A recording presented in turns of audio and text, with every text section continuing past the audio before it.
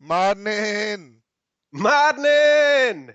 Welcome to the India Explained podcast, recorded in London and San Francisco. One take, unscripted, no rehearsal. Hey Bunty, so here we are back again with part two of the discussion about NRIs. Just sort of taking off from your comments, Bunty, you made a very good observation, which is that you have a NRI here who is, let's say, a second generation NRI. Parents came here, and the narrative is, we braved the seven seas. We came here at a time when there weren't many Indians. So I've heard all of these stories how the Indian community was very small. We had to all bandy together, and I don't want to minimize it. I don't want to trivialize it, and I don't want to mock that experience. But sometimes it all gets a bit much with the stories about you never had garam masala, and we used to smuggle garam masala tied in our saris in a knot, and so on. And the other day I heard this bizarre story about Indian women actually bringing, that little bit of dahi tied in a knot in Yep. their sari because, with a little bit of curd, you can make more curd, right? You just put it in milk and so on. So there are all these legendary stories, and you know how your father had to put up with a lot of racism, and there were people at his workplace who mocked his accent and all. Now we have worked very hard. You've gone to Stanford. So now what happens is that Stanford slash Harvard slash Cornell dude slash Goldman Sachs dude meets a guy from India. Guy maybe from wherever. Uh, uh, Whichever college, maybe he has an MBA, maybe he doesn't, maybe he's an engineer, maybe he's a humanities guy, an economics guy, or a person. Now you have this colleague who comes from India, and he slash she, and we have these top sort of companies that all Indian middle class slash elite people aspire to now recruiting directly from India. So you have someone in Google, Goldman Sachs, McKinsey, etc., picking up someone from India, and here's a person next to you who has not had the benefit of this Ivy League education, but is also very well educated and is making as much as you are. And suddenly, Correct. what it does is it throws your entire life into crisis because it just also throws this entire narrative that you've been brought up with. It sort of undermines that entire narrative, and I think Yeah. that's when you start getting some of the hostility. Yeah. And you take an adversarial position because your adversarial position comes from the fact that you've been led to believe that because you've had these struggles and because you've left the home country behind, you are naturally going to be a better, bigger, brighter person. Right, And lo and behold, somebody comes alongside you, and so we want to see it from both sides. There is an issue that people who are second generation, third generation in the US and the UK, and we are speaking from those experiences, they genuinely have an issue about dealing with other people who right, are of Indian origin, right? And I don't want to talk about Pakistani, Bangladeshi, Sri Lankan because I do not have many friends who are in that milieu. right, The second issue is people who themselves are first generation immigrants, and their how they try and distance themselves from their roots, and what their lives are. So I sometimes I find the reason I get irritated when people start making too many comments about air conditioning, cleanliness, and corruption, and other such things, and these are all acceptable problems, right? right. The reason it gets me is because the sum total of India as a country can't be reduced into a not working air conditioning and a cab driver who fleeced you for $20 or whatever it is in Right, the right, grand right, scheme of things, right?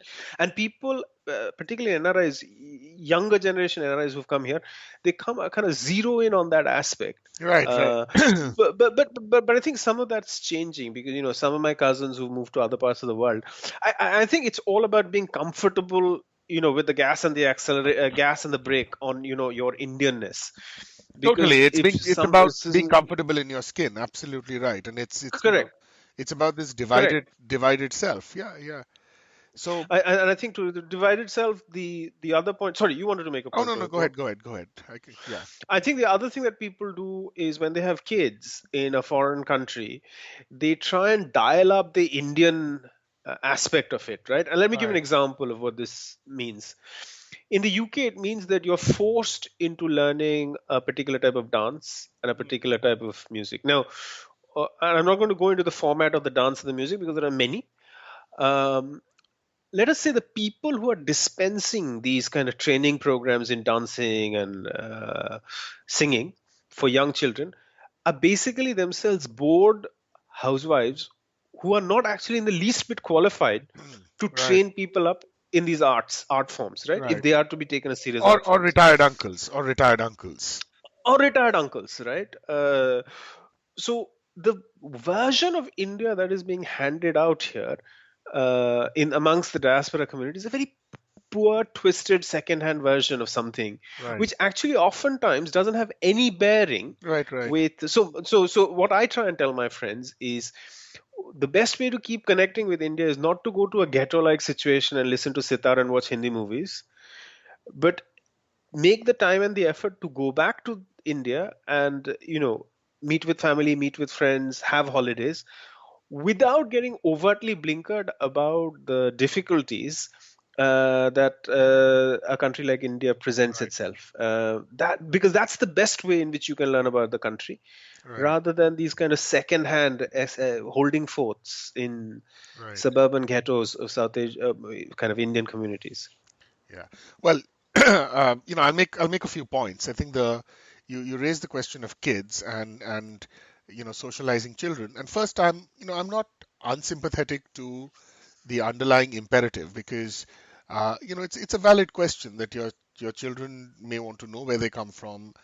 There's no reason why they should be ashamed of their identity. They have the right to both their sameness, the same rights as Correct. anyone else, and they have the right to their difference as well, right? You want to be able to Correct. eat your food, to wear your clothes, to speak in a particular way without being mocked. So I completely get that, and people absolutely have the right to do what they want to. If someone wants to go to Ramayana, send their kids to Ramayana camp, Mahabharat camp, uh, teach them three languages, four dances, that's absolutely fine.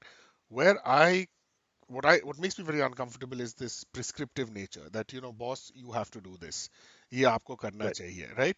That all Yeah. good Indians, all good second generation Indians are supposed to do this. You must send your kid to maths tuition when he's 3 or she's 3. You have to learn one Indian language, right? So this have to business, this idea of following a social script, which is, I think, a particularly Indian kind of malady, is it's very constricting. And again, you're right that who are the people, who are these experts? It's you have some uncle who is retired now, and he's at the local temple. He's essentially putting up PowerPoint slides of yoga and boring not just children but other adults, including his own contemporaries, out of their skin. So we accept that all identity is imagined. It seems to me that diasporic identity, NRI identity, seems to be imagined in a particularly impoverished manner. So that's one thing. True. The second thing that happens with regard to children is that a lot of people, uh, they may be very accomplished, but there are challenges that you face in another country, including the glass ceiling, including racism. All of this is accepted. So in some way, the success of the children becomes basically the proof or the test that their having migrated to the US, UK, or wherever they are was worth it. So Correct. a Correct. lot Very of well spotted. lot of aspiration is projected onto them, right? And then there's like massive amount of boasting, and the boasting is, again, there's a very interesting ambivalence and contradiction about Indian culture. That on the one hand, it's he speaks four languages, but the other hand is that हमारा बच्चा सिर्फ pizza burger खाता है. There's almost a perverse Right. kind of pride that he doesn't eat Indian food because look at him, he's like such a wonderful little American in some ways, but at other points he or she is strategically very very Indian.